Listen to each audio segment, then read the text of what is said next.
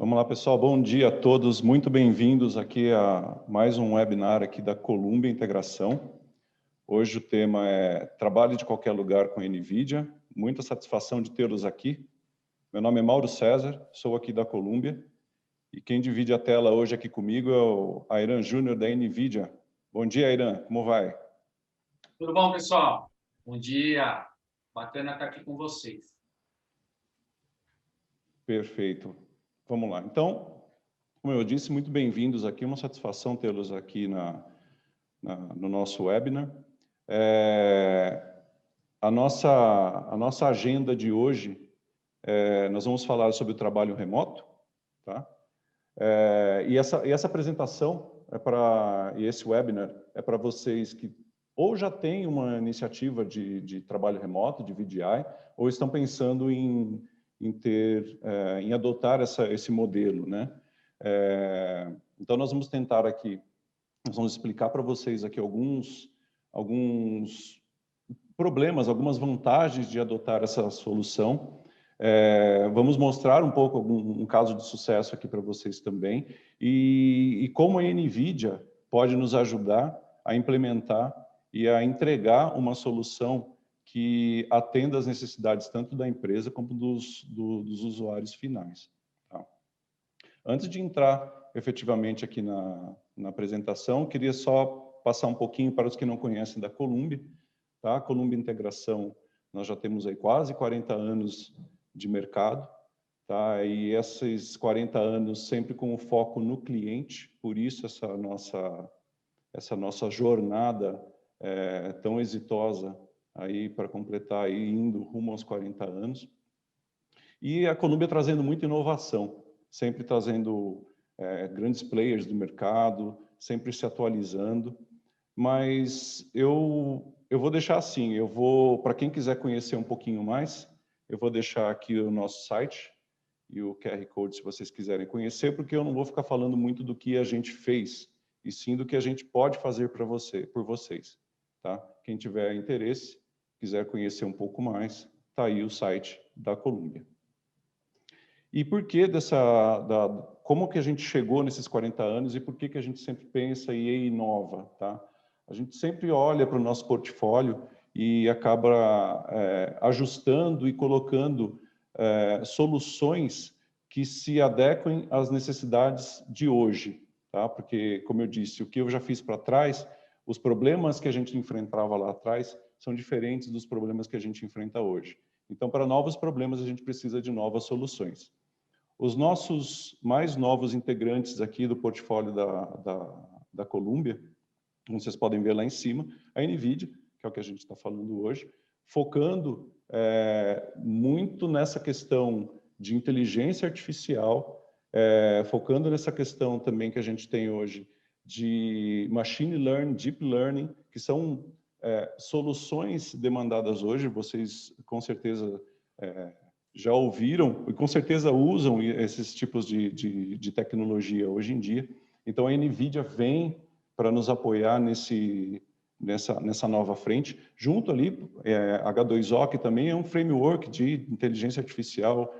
Então, há a coesão das coisas, né? Quando a gente traz um parceiro novo, ele sempre se integra com alguma outra coisa, alguma outra solução que a gente tem, para entregar sempre o melhor para vocês.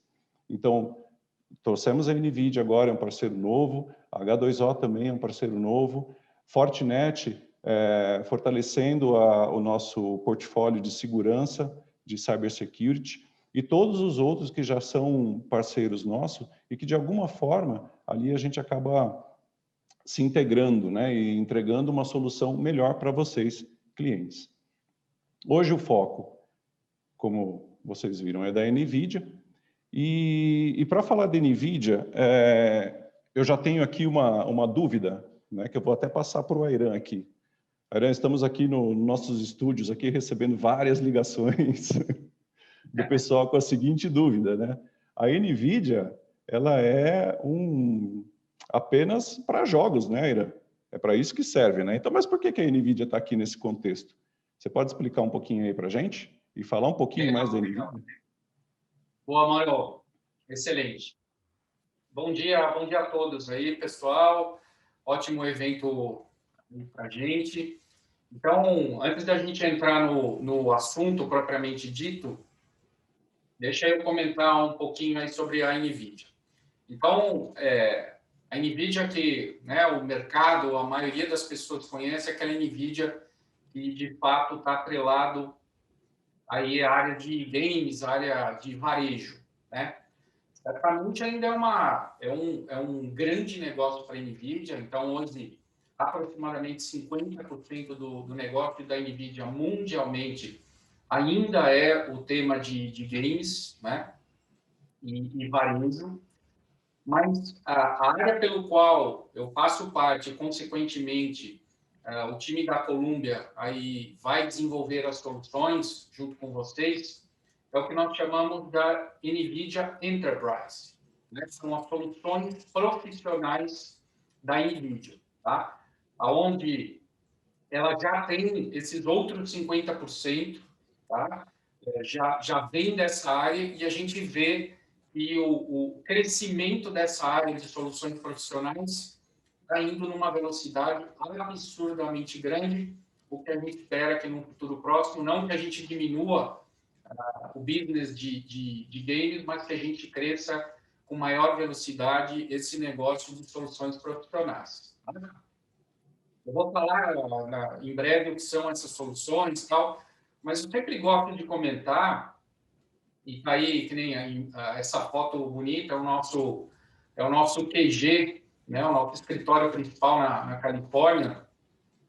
E a NVIDIA, pessoal, é uma empresa de plataforma de computação, tá? Falando aí de NVIDIA como um todo, e nosso objetivo é oferecer soluções de alta performance, ou seja, qualquer necessidade de alto poder computacional é um negócio da NVIDIA, tá bom? E hoje a gente vai falar de um deles. Para quem de alguma forma não tem acompanhado o mercado, eu gosto desse quadrinho que está aí na parte superior. E mais do que falar de números, então hoje a NVIDIA é uma empresa que está próximo aí dos seus 500 bilhões de dólares, né, de valor de mercado, ou seja, meio trilhão aí de dólares, um valor bastante expressivo. E só abrindo aqui um parênteses, para quem de alguma forma acompanha ações da NVIDIA, não tomem um susto hoje, porque o que aconteceu? Nossas ações estavam aí em torno de 800 dólares e em função de uma decisão corporativa de um split, né, de uma quebra, uma separação ao meio, hoje a ação já aparece em torno de 150 ou 160 dólares, mas não é que caiu de 800 para 150, tá? Não tomem esse susto porque não é verdade. Ela simplesmente foi quebrada aí por uma estratégia da companhia, tá? E mais do que a gente falar de números propriamente ditos, eu gosto de falar que atrás do número sempre tem algum tipo de boa informação, né? Uma empresa não chega num tamanho como esse só por chegar. Primeira coisa que a gente enxerga fortemente é o tema da inovação, né? Então, empresas que têm grande poder de inovação, obviamente, os investidores gostam de apostar suas fichas. E o segundo ponto é, logicamente, a entrega do resultado, né? Então, esses dois fatores combinados, o que a NVIDIA vem frequentemente alcançando, faz com que a gente chegue a valores como esses aí, atualizados ontem, no final da tarde, talvez tenha algum pequeno ajuste aí, mas está muito próximo da realidade, tá bom? Vamos para o próximo, por favor. Legal. Então, falando aí um pouco da parte de soluções profissionais da NVIDIA, tá? Então, assim, pessoal, o que é importante vocês saberem aqui?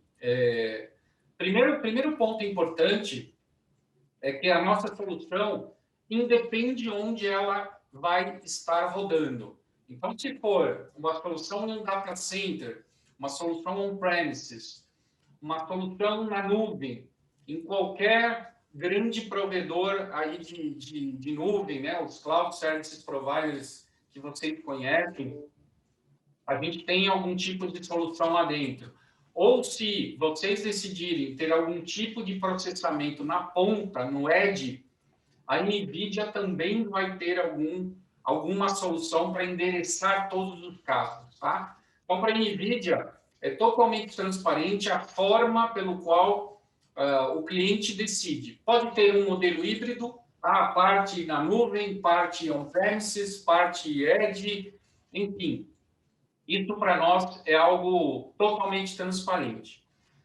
Depois de tempo, hoje a gente não vai ter condição de falar de tudo isso que a gente oferece, né? Soluções aí de hardware, de software, as nossas plataformas computacionais, toda a parte de data analytics e os programas que a gente tem. Então, o programa Inception, que é um programa para startups, temos aí o programa para desenvolvedores, que é o Developers, e toda a parte de treinamento, que é esse Deep Learning Institute.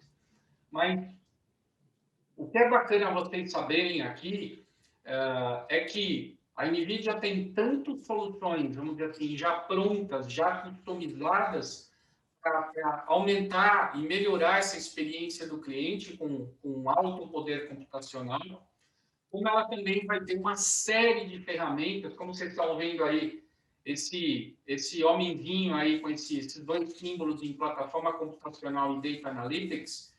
A gente também tem soluções e ferramentas para ajudar os desenvolvedores a criarem e otimizarem soluções da NVIDIA. Tá? Então, essa é a nossa abordagem, e a Columbia faz parte disso. Como que a gente pode ajudar vocês? Para aqueles clientes que possuem algum tipo de desenvolvimento de aplicações internamente, a gente pode ajudar nessa customização, nessa otimização e propor aí, junto com a Columbia, uma solução fim a fim, tá? Já que a NVIDIA não faz venda direta ao cliente final. Ela é 100% através dos nossos parceiros, e a Columbia é um dos principais parceiros aí da NVIDIA, tá? Então, olhem essa perspectiva muito mais aberta, né? Alguns clientes não têm e não querem ter, por exemplo, desenvolvimento interno. Não tem nenhum tipo de problema, né? A Columbia vai poder orientá-los da melhor forma de oferecer, de fato, uma solução fim a fim. Não só pensando na infraestrutura, mas pensando, sim, em uma solução de negócio. Tá bom? Caso vocês tenham interesse num futuro próximo, né, em conhecer mais do portfólio, por favor, conversem aí com o time da Columbia e a gente terá o prazer de contatá-los. Vamos para o próximo, Marol. Legal, cara, legal. Obrigado. Então não é só jogo, tem muito mais que isso, né? Muita Muito coisa. mais. Legal, gente. Deixa eu só fazer um adendo aqui que eu acabei me atropelando. Prestem atenção, porque no final do webinar nós vamos ter aí o sorteio e vão ser perguntas, né? Então, prestem bastante atenção aí, porque vamos fazer algumas perguntinhas para vocês e no finalzinho a gente volta a falar desse tema. Nós vamos entrar agora um pouquinho na questão do webinar mesmo, né? Do trabalho remoto. O que leva, né? Qual que foi o motivador aqui de uma adoção, uma maior adoção, principalmente agora, nesse período aqui de afastamento social, né? Mais de ano aí que a gente está sofrendo com esse isolamento por causa do Covid. Isso trouxe à tona muitos projetos de VDI. E não só do afastamento, tá? Quando a gente fala de trabalho remoto, não necessariamente a gente está falando de home office. Às vezes a pessoa precisa ter a mobilidade, às vezes a pessoa, né, o profissional ali, ele tem uma questão de ter flexibilidade para onde ele quer trabalhar, né, em qual dispositivo ele quer trabalhar. E isso, a abordagem do VDI, ela aumenta muito a produtividade, né, porque a gente vai ver aqui no próximo slide, mas tem uma série de características aqui desta abordagem de VDI que ela traz uma série de vantagens e também desvantagens, e é isso que a gente vai ver, como é que a NVIDIA consegue nos ajudar a transpor essas barreiras de adoção vamos chamar de trabalho remoto de uma forma geral. Então, se a gente olhar aqui algumas das características, a gente vê ali vantagens e desvantagens, e eu não vou passar por todas e citar todas, mas, por exemplo, né, a gente já vê a adoção de VDI, a gente tendo ali a centralização, né, dos endpoints, né, do equipamento físico mesmo do usuário, né? Agora ele passa a funcionar dentro do data center, e isso me facilita, por exemplo, em refresh tecnológico ali do notebook, do desktop. Eu tenho ali menos endpoints para tratar, né? Porque o endpoint ele é só um meio de eu chegar aonde o usuário realmente precisa, que é na aplicação, que é no sistema operacional, com as aplicações que ele precisa para desenvolver o seu trabalho ali.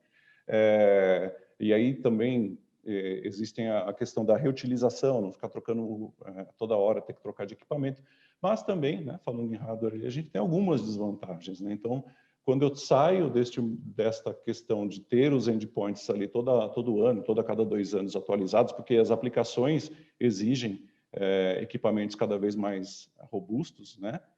Notebooks, desktops, eu tenho que trazer isso para dentro do data center. E aí, quando eu trago para o data center, a infraestrutura que eu preciso para atender ao usuário, ela é muito maior, né? Então, talvez o preço seja até maior. Talvez, e muitos dos projetos que eu já participei de VDI, de trabalho remoto, você vê que às vezes a conta não fecha no final. Por quê, né? Apesar de todas as vantagens que o VDI tem, quando a gente vai lá fazer a conta, quando a gente vai ver o retorno do investimento, o custo total fica muito caro. Então, é isso que a gente consegue, um dos pontos que a gente consegue endereçar com a NVIDIA. E, por exemplo, outra questão que também é muito importante quando a gente implementa o VDI é a experiência do usuário. Se o usuário tiver uma experiência ruim, todo o seu projeto vai por água abaixo. Tá? Então, a gente vai entender como é que a NVIDIA consegue ajudar que essa experiência seja melhor com um custo menor. Tá? Então, de novo, a gente tem várias vantagens ali, a produtividade, a interrupção, né? As interrupções ficam muito menores, se quebra aqui esse meu notebook, eu posso continuar meu trabalho, seja num tablet, seja num outro notebook, então isso fica muito, muito, muito mais rápido. Tá? E, de novo, né? Sempre pesando ali as desvantagens que a gente tem, mas a NVIDIA está aí para nos ajudar com essas desvantagens. Então, basicamente, como a gente viu ali no último, quais são algumas tecnologias que a gente emprega quando a gente fala das soluções que a NVIDIA proporciona, e é muito baseado na GPU. Tá? A GPU é o cerne ali da solução, né? Fora a solução de VDI, aí, por exemplo, um VMware Horizon, mas o que a gente ajuda, né, onde tem aquele diferencial, é na GPU e na vGPU, que é a virtualização da GPU. Por quê? Todos, nós vamos ver isso daí, o Airan vai explicar para a gente, mas todos os endpoints, todos aqui o sistema operacional, ele tem a parte gráfica. E isso é o que, quando a gente vai para uma abordagem de VDI, isso é que acaba onerando muito a infraestrutura, porque eu preciso de muito processamento para entregar a mesma experiência que o usuário tem aqui no notebook. Então, vamos entender o que é essa GPU. Eu vou colocar um videozinho rápido aqui para vocês, que eu acho que exemplifica bastante o que é essa tal dessa GPU. All right, I introduced to you Leonardo, and he's going to paint a picture for you guys in the way that a CPU might do it, as a series of discrete actions performed sequentially, one after the other. In 3, 2, 1. Let me speed it up.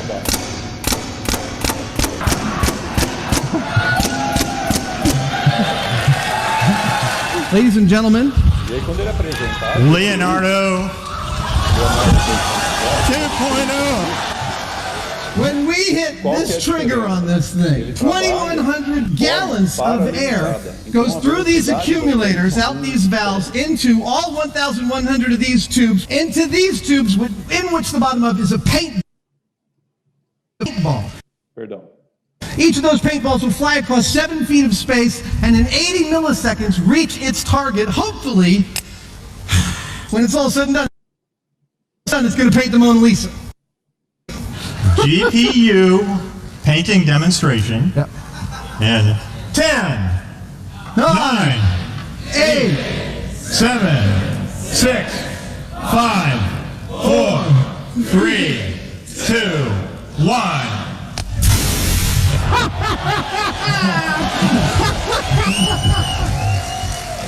Ladies and gentlemen, science class is now over. Thank you.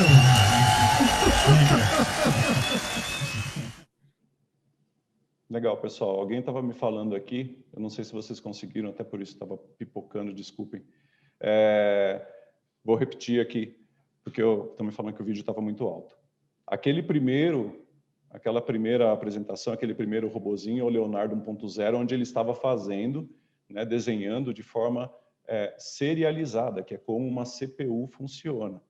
Tá? Ele faz um processamento atrás do outro. Quando a gente vai para uma abordagem de GPU, ou Leonardo 2.0, ali ele está fazendo tudo de forma paralelizada.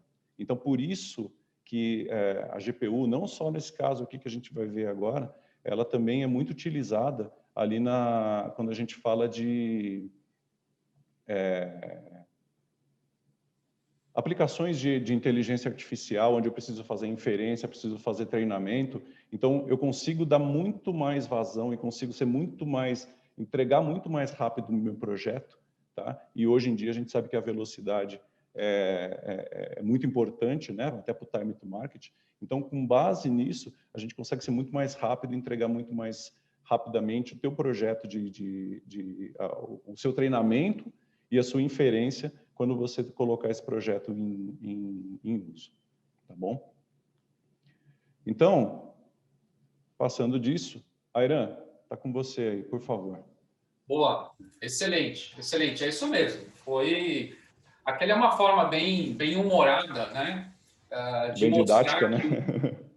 Didática, de mostrar que aí a CPU, né, tem um processamento serial e a GPU tem um processamento paralelo, né? Ou seja, muito mais dados, eles são processados aí ao mesmo tempo. Mas o fato é que a gente ainda, apesar de muitas vezes estar utilizando aplicações de escritório, como o Mauro bem colocou, ainda a gente acaba vendo, na verdade, que essas aplicações possuem muitos gráficos, muito da parte gráfica, né?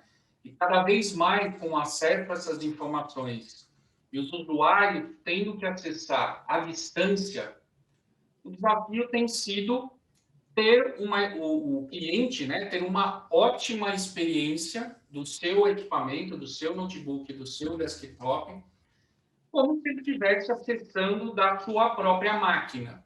Então, imaginando que um determinado cliente ou um determinado profissional, por exemplo, um engenheiro que está fazendo um projeto super pesado num workstation ou em algum outro equipamento de um poder computacional muito maior, ele tem que ter essa mesma experiência de forma remota. Então, é daí que começam os desafios. Meu ponto aqui, se quiser mudar, pode mudar. Meu ponto aqui é o seguinte, pessoal, assim, em todos os casos, vão precisar de NVIDIA? Pode não, né? Vão ter casos onde, dependendo do tipo de aplicação que o usuário esteja rodando, se a experiência tiver, de alguma forma, adequada, eu diria que no modelo, vamos dizer assim, no modelo tradicional de virtualização, que é esse quadro do lado esquerdo, onde se tem ali o servidor, o hypervisor, né, aí de diversos fabricantes, enfim, e as VMs, ele vai, de alguma forma, ser o suficiente para que o teu cliente tenha uma boa experiência. Mas o que a gente acaba vendo nesse novo mundo é que as aplicações estão ficando cada vez mais gráficas. Um parênteses daqui, por exemplo, a gente vê vários usuários querendo utilizar mais de um monitor, por exemplo, né, de forma remota. Isso também acaba, vamos dizer assim, gerando uma necessidade de um poder computacional um pouco maior e, consequentemente, às vezes a experiência pode não ser tão boa, né? Aí se faz a necessidade de ter uma solução de GPU. Então, o que é essa solução de GPU?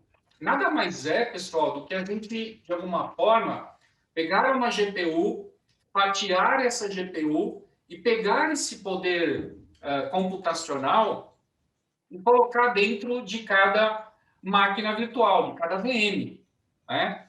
Então, algumas pessoas às vezes nos perguntam assim, puxa, então dessa forma eu não vou precisar mais do hypervisor, já que a gente vai ter uma licença da NVIDIA? E a resposta é não, né? De fato, para que isso tudo funcione, como está aí nesse quadro do lado direito, a gente vai precisar sim de um servidor, nós vamos precisar do hardware propriamente dito, né, de uma GPU, vamos precisar do hypervisor, por exemplo, da VMware, e poderia ser outros, Citrix, Microsoft e outros aí de mercado. E caso necessite aí fazer um acesso remoto, é importante ter aí a licença da NVIDIA, porque só dessa forma ela vai fazer com que essa solução funcione, tá? O grande benefício, como o Mauro já falou super bem, é que a gente vai começar, né, nesse modelo tradicional, para você ter maior poder computacional, você, obviamente, tem que aumentar a quantidade de servidores e a quantidade de CPUs, né? O que, em algum momento, a gente percebe que, financeiramente falando, isso não para de pé, né? O que a gente está propondo aqui é ter uma maior flexibilização das necessidades do cliente, né? Então, colocando a GPU primeiro, já é possível, se for um servidor que aceite, obviamente, a GPU, servidores muito antigos, pessoal, eles não vão aceitar esse tipo de tecnologia, tá? Depois, no final, eu vou mostrar como vocês fazem para olhar se o servidor de vocês aceita esse tipo de tecnologia. Tem um site aqui todo pronto já. Mas é de suma importância a gente começar a olhar com essa perspectiva, né, de entregar a melhor experiência para o cliente de vocês com um melhor custo-benefício que o projeto, lógico, pare de pé. Tá? Vamos para o próximo aí, Mauro. Deixa eu só fazer um rápido adendo aqui, que você comentou da questão dos múltiplos monitores, né? E é interessante, né? Quando que isso leva também, inclusive, a essa questão do trabalho remoto. Hoje, múltiplos monitores aí é questão de produtividade, acho que para quase todo mundo. Mas mesmo quando a gente pensa não só no home office, né? Vocês imaginarem, por exemplo, um hospital, e eu tive um caso prático disso, onde eu fui numa consulta, e o médico tinha dois conjuntos, o desktop com o monitor, dois conjuntos desse. E um era para atender, ver os exames, acessar os sistemas do próprio hospital, e o outro era para fazer a telemedicina. Então, olha só, ele teve que... Isso aí, com uma solução de VDI, a gente já tiraria essa questão, porque se ele precisa acessar dois desktops, ali ele poderia ter um só conjunto desse, tá? E usar até múltiplos monitores ali, não teria problema nenhum. Os traders, né, que cuidam de bolsa de valores aí, que você vê hoje em dia está todo mundo espalhado, ele pode ter em casa, e essas pessoas, normalmente, eles têm essa necessidade de múltiplos monitores, né? Escolas, né, universidades, a gente vai ver o case aqui, onde ele precisa trabalhar ali com soluções que precisam de grande processamento, com múltiplos monitores, também é suportado, né? Sendo que numa solução puramente CPU, a gente teria que colocar um monte de CPUs ali para poder atender e talvez não atendesse da forma satisfatória. Muito bom, é isso mesmo, corretíssimo, corretíssimo. E aí, para dar um pouco, eu não vou entrar muito a fundo aqui, mas para dar um pouco de perspectiva, né, de como funciona essa solução, então, basicamente, nós temos aí 4 sabores de licenças, né? Algumas são bem intuitivas aí pelo nome da licença, e outras eu vou explicar um pouquinho aqui. Então, a VEPS e o VPC, a gente está falando de fazer uma virtualização da GPU, né, para algumas aplicações ou do PC como um todo, tá? Então, a VPC, ela é utilizada quando a gente tem aplicações, vamos dizer assim, mais de escritório, tá? Aplicações, vamos chamar de menos pesadas, apesar, como eu já comentei, de aplicações de escritório hoje demandarem muito a parte gráfica, tá? A AWS, aí a gente começa a falar de soluções e aplicações aí de workstation, né? Aplicações de fato que requerem um poder computacional bem mais forte, né? A necessidade de rodar aplicações pesadas, ela vai consumir um pedaço maior da memória da GPU, o que eu vou falar em breve como é que funciona. Então, esses três primeiros, o VEPS, o VPC e o VWS, na prática, quando você utiliza esse tipo de licença, ela vai te devolver uma imagem, né? Ela vai te devolver uma tela, efetivamente, né? Então, estou acessando aqui na minha casa, numa workstation, por exemplo, na minha empresa, eu vou ter um retorno de uma tela que ela vai, vamos dizer assim, simular, emular a minha máquina, a minha workstation que está lá na NVIDIA, certo? Aqui retorna a tela. Essa última licença, chamada de vCompute Server, ou VCS, é uma licença que é muito mais utilizada na parte de computação de alta performance, inteligência artificial, data science, e assim sucessivamente. Por quê? É uma licença de acesso remoto para processamento de dados, né? Para mastigar dados, né? Aqui nós não estamos falando de que o retorno é uma tela, mas que é vamos dizer assim, um motor para processar mais dados ali de forma remota, tá? Então, é um outro tipo de aplicação, não vai se aplicar em VDI, mas como está aqui, eu resolvi estar explicando, tá? Focando aí nessas três primeiras, então, as nossas licenças, a gente tem duas formas, né? Ou ela é perpétua, com 5 anos de suporte, ou a subscrição, e aí pode ser por mês, se for uma renovação, enfim, ou anual, ou mensal. E esse licenciamento, ele é por usuário concorrente, tá? Então, vou imaginar que vocês queiram, aí, vocês têm 100 pessoas acessando uma determinada aplicação, mas só 30 vão, de alguma forma, acessar ao mesmo tempo. Consequentemente, vocês vão precisar comprar 30 licenças e não 100 licenças, tá? Elas são concorrentes. Indo aqui eu estou vendo uma pergunta aqui. Obrigado, Marcos. O VCS seria utilizado para aplicações CAI e HPC? Na verdade, não, tá? O que a gente vai utilizar aí para CAI é o VWS, tá? Que a gente vai processar uma aplicação mais pesada, né? E ter como retorno uma tela.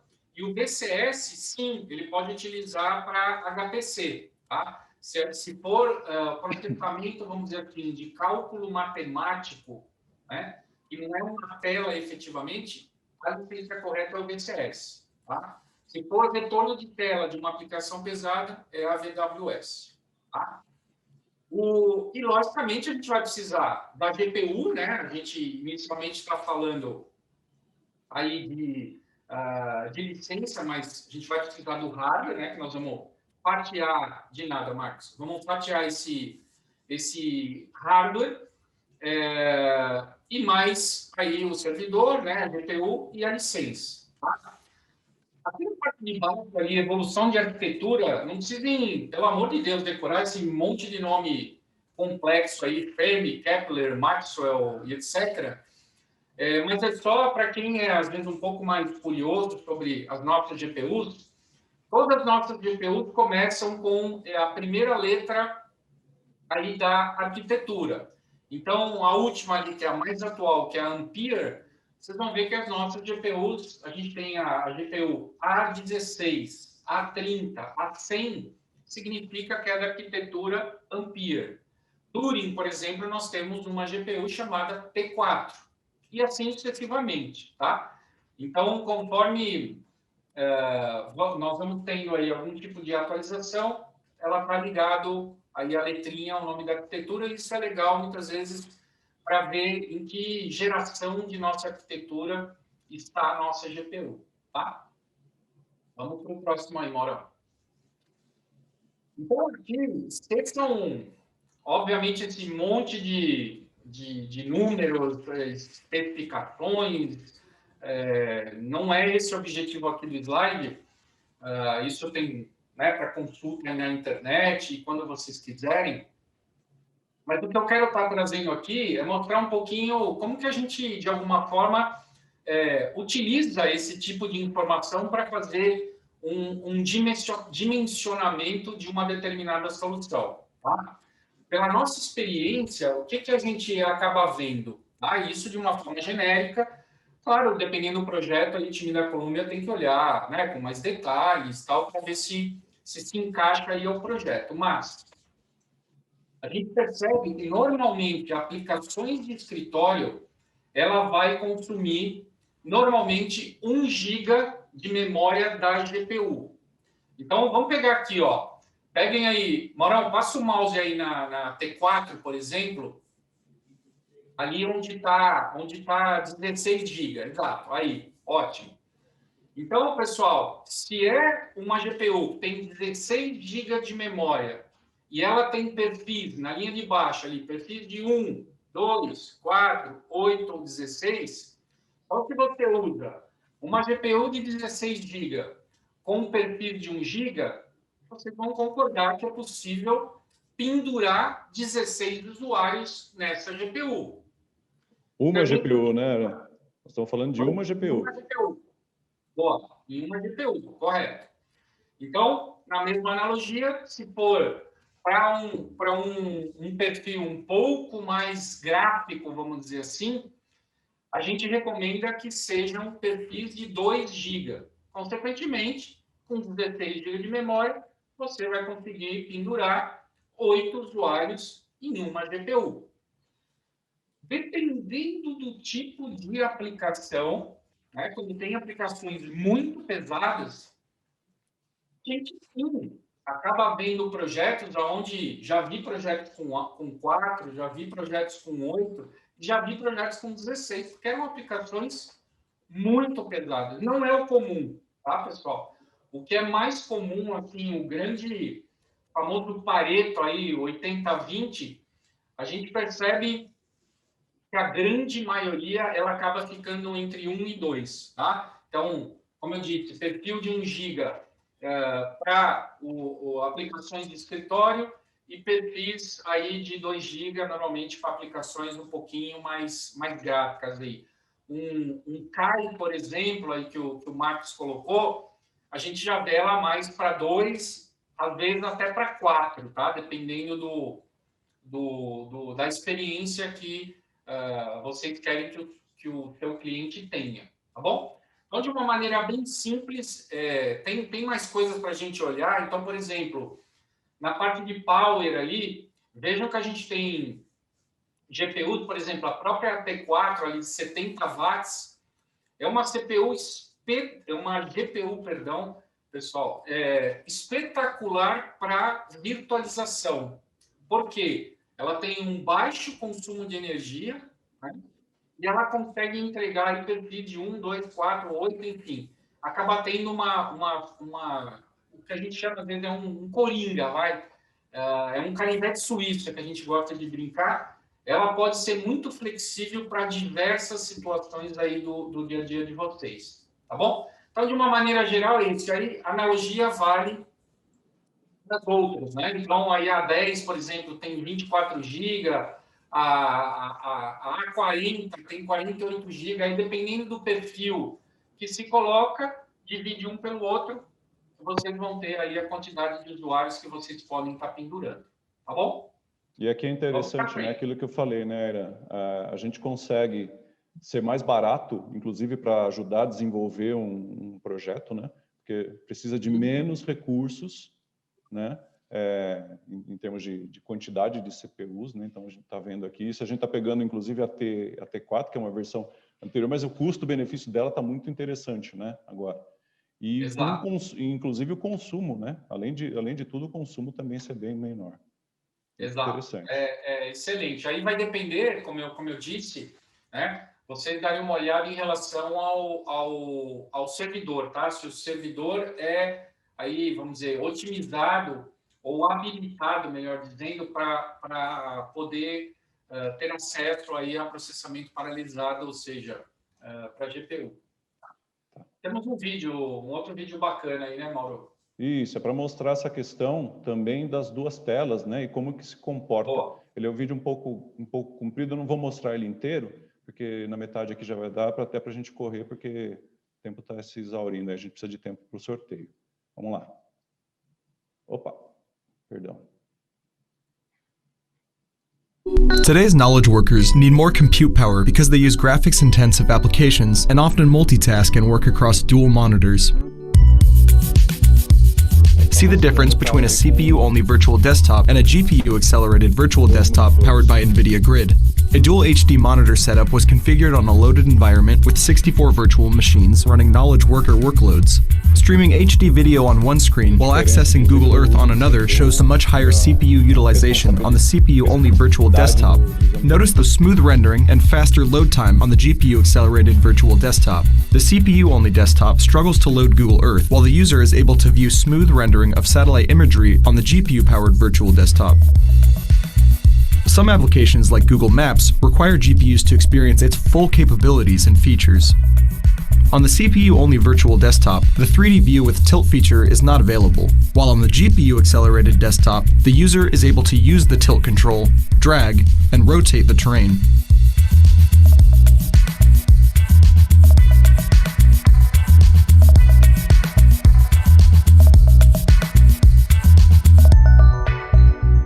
Here is a user streaming a YouTube video in HD on one monitor while multitasking and working on Microsoft Excel on the other monitor.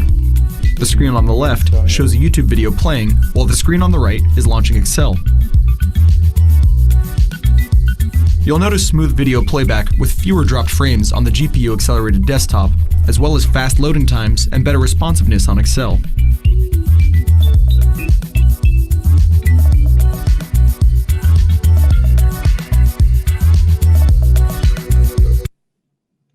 Pular aqui um pouquinho, só fazer um comentário, desculpem até cortar, depois a gente passa esses links aí por conta do tempo. Mas é interessante, né, vocês verem, às vezes, até olha ali, que nem esse último do Excel, fala, o tempo não é tanto, mas você imagina fazendo isso o dia inteiro, quanto de tempo que o usuário não perde, qual que é a produtividade, o impacto na produtividade dele ali, né?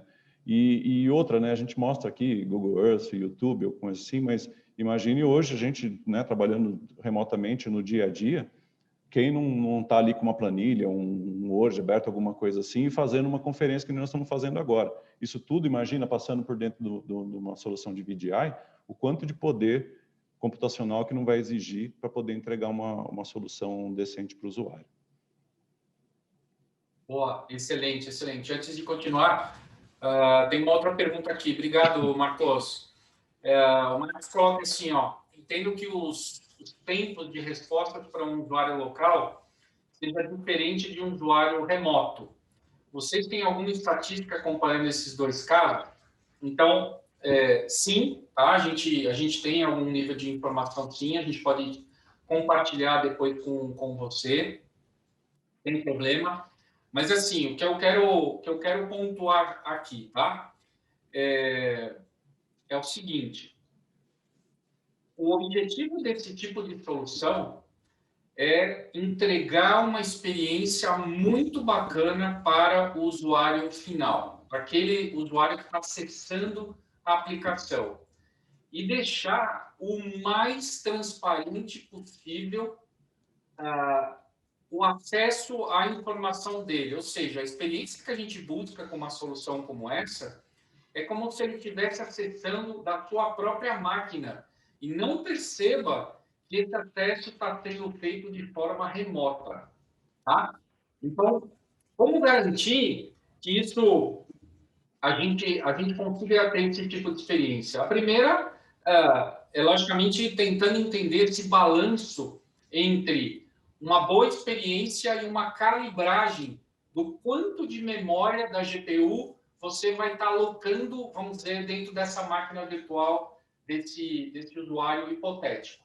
Tá? Então, esse é um primeiro ponto que a gente tem que olhar com bastante detalhe.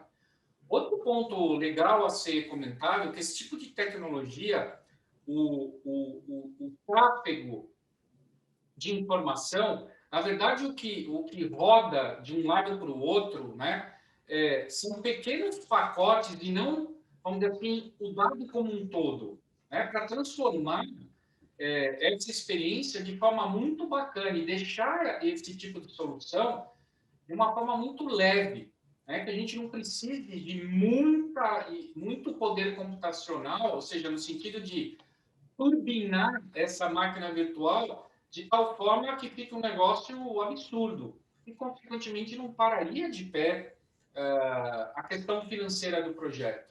Tá? Então, eu diria para você, Marcos, e para todo mundo que está aí no webinar, que o desejo num trabalho como esse é ser zero de percepção que está sendo acessado de forma remota. Isso é possível sim. Tá? A gente tem vários casos com esse tipo de situação. Tá? E se fala aqui no final, o que eu gosto? Eu gosto de estar falando algumas palavrinhas mágicas, tá? Então, o primeiro é experiência do usuário, tá? Essa é uma solução muito bacana para entregar uma experiência ao usuário, ou seja, como se ele estivesse acessando realmente de uma máquina física, né? Porém de forma remota. Mas o mais legal de tudo é o fato dessa flexibilização. Eu vou contar, ou seja, montar um determinado ambiente com várias máquinas virtuais para um determinado público, para um determinado perfil, e na sequência, vamos dizer, daí algumas horas ou alguns minutos, ter uma customização disso tudo para um outro perfil do usuário, tá? Então, isso otimiza muito aí o recurso que a empresa tem que estar adquirindo, tá? Vamos lá. Vamos para o próximo. Legal. E aí, assim, aqui é só um dos casos de sucesso, mas mais do que falar aí do Instituto Mauá, que é um cliente que a gente tem vendido recorrentemente soluções desse tipo, já viu o benefício desse tipo de solução, isso aqui a gente pode extrapolar para outras indústrias, dependendo aí da necessidade, tá? Então, como vocês podem estar vendo aí, qual que era a grande dificuldade ou área de oportunidade aí da Mauá, né? Basicamente, eles têm ali os laboratórios, né, de engenharia, aonde, dependendo da turma, tem um determinado perfil de usuário. Então, vamos imaginar que turmas que estão iniciando ali o curso de engenharia, primeiro e segundo anos, ou semestre, enfim, eles têm uma necessidade de um grupo de aplicações menos pesadas, consequentemente um perfil aí de alocação de GPU um pouco mais tranquilo, né? Mais leve. Vamos pensar nessa mesma situação, puxa, acabou a aula às 9 da manhã, 9h30, 10 horas, já tem uma outra turma, que, sei lá, é o 6º ano de engenharia, onde vão precisar de aplicações bem mais pesadas, e aonde a universidade ela quer, de alguma forma, otimizar esses recursos, né? E ter flexibilidade, ou seja, rapidamente migrar um perfil de uma máquina virtual para outro, sem perder toda essa experiência que a gente está falando, né?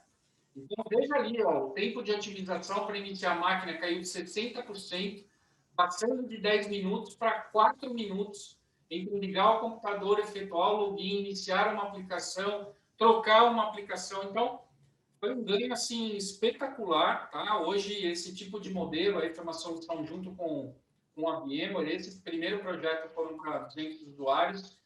já fizemos outros aí como complemento desse tipo de solução, mas é algo que faz aí muito sentido e entrega uma flexibilidade, uma experiência para o aluno da Mauá de uma maneira muito legal, tá?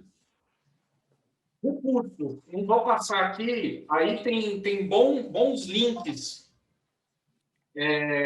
para que vocês utilizem como consulta. Então, links falando aí de test drive, né? Não tem custo nenhum, é fazer um pequeno cadastro, quero testar as licenças, é possível estar utilizando. Eu quero saber quais servidores dos fabricantes já estão otimizados e homologados para soluções de GPU, tem aí. Quais são as melhores GPUs para virtualização, tem aí, tem vídeo. Esse é um materialzinho muito legal, tá? Que vocês podem utilizar como consulta. E depois o pessoal pode ver de novo, vai estar disponível esse vídeo aqui lá no YouTube, aí vocês podem ver com calma, a gente deixa os links lá para vocês também. Tá bom, pessoal? É isso aí. Isso aí, Maurão, eu acho que é isso aí. Fica à vontade. Legal. Tá aqui os meus contatos, contato do Airan também. Fiquem à vontade aí para anotar, para entrar em contato aí com a gente. E vamos agora para o Kahoot, que é o sorteio, tá? Para não estourar muito horário aí com vocês.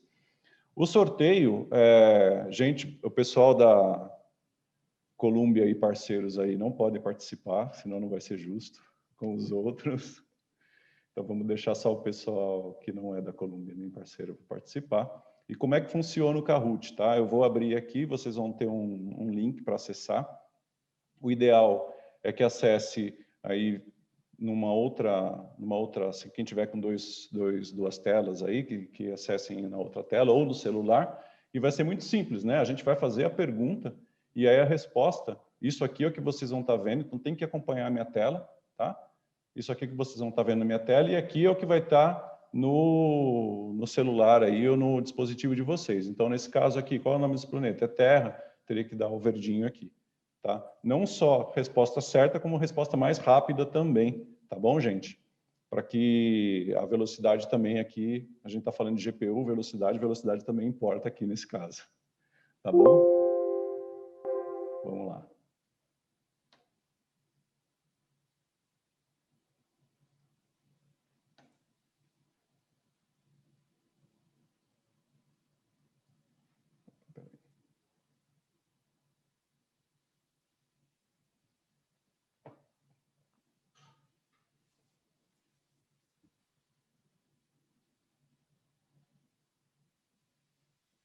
Acho que é aqui, né?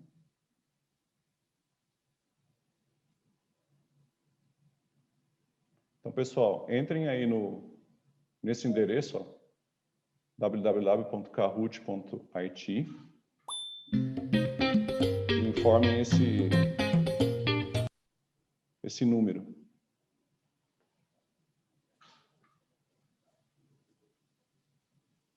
Ó, a Monique passou aí também Põe o nome e sobrenome aí, tá? Para a gente saber quem é depois, senão, se tiver algum homônimo aí, a gente pode se perder. Dá uns minutinhos para o pessoal entrar. Vão ser 5 perguntas, tá?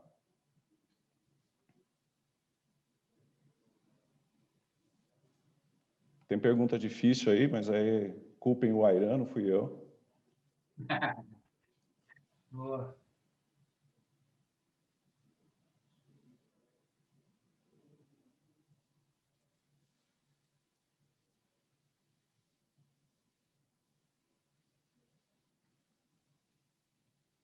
Legal, pessoal, vamos lá.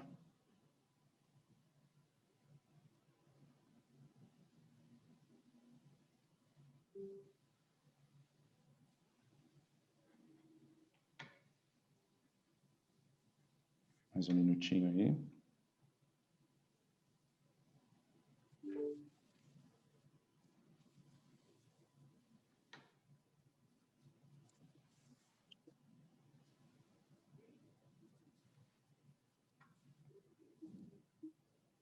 Infelizmente eu não consigo saber aqui o número correto. Alguém precisa de mais tempo aí? Mande no chat, por favor.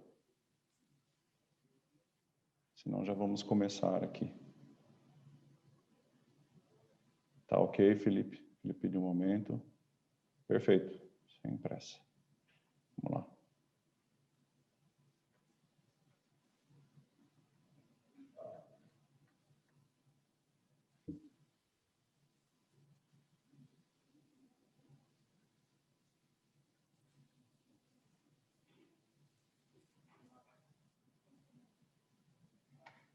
Perfeito, gente.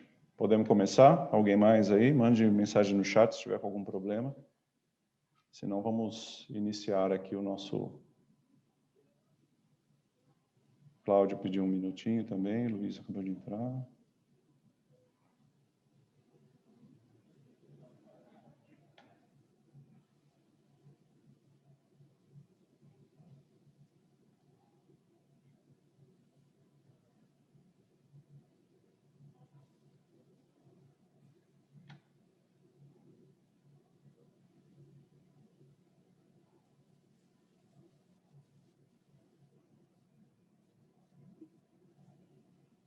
Vamos lá, pessoal? Então, até para não atrapalhar os outros aí, eu vou começar. Então, de novo, hein? Resposta correta e mais rápida. Atenção, vamos lá.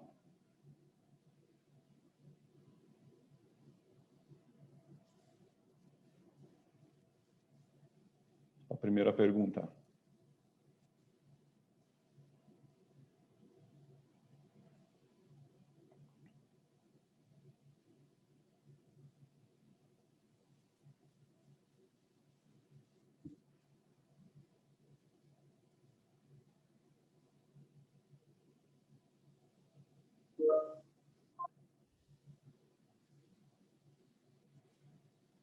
Essa primeira foi fácil, hein?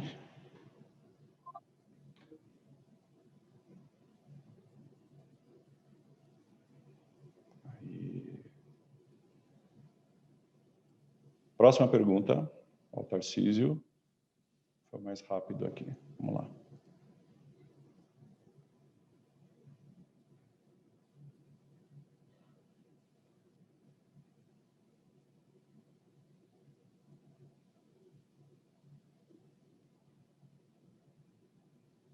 Quais vantagens de uma solução de VDI?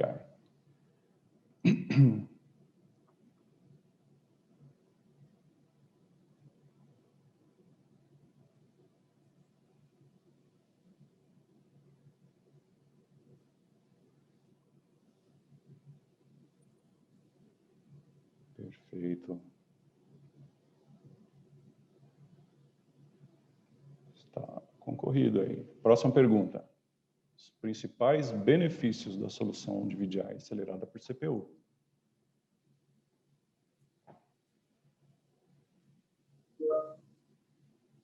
Lembrando, nós temos aí, primeiro colocado leva um monitor com um fone Bluetooth, o segundo fone, depois um voucher do iFood.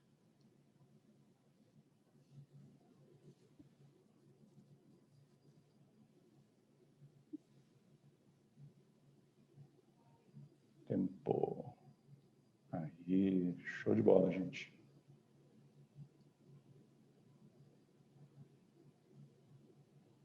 Disputado. Vamos lá. Penúltima pergunta. Essa é difícil.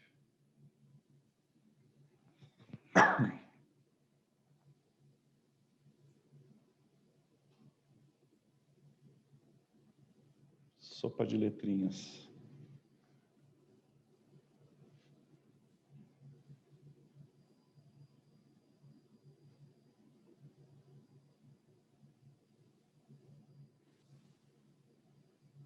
Beleza.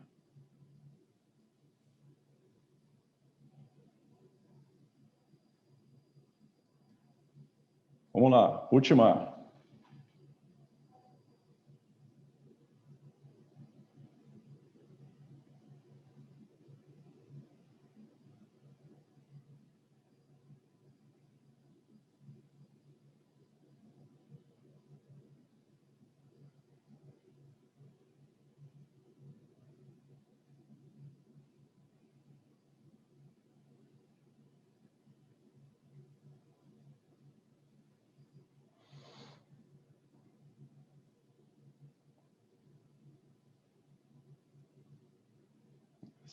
Essa foi eu que fiz, né, Ana?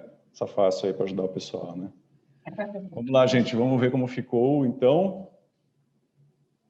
Felipe em terceiro, levando um voucher.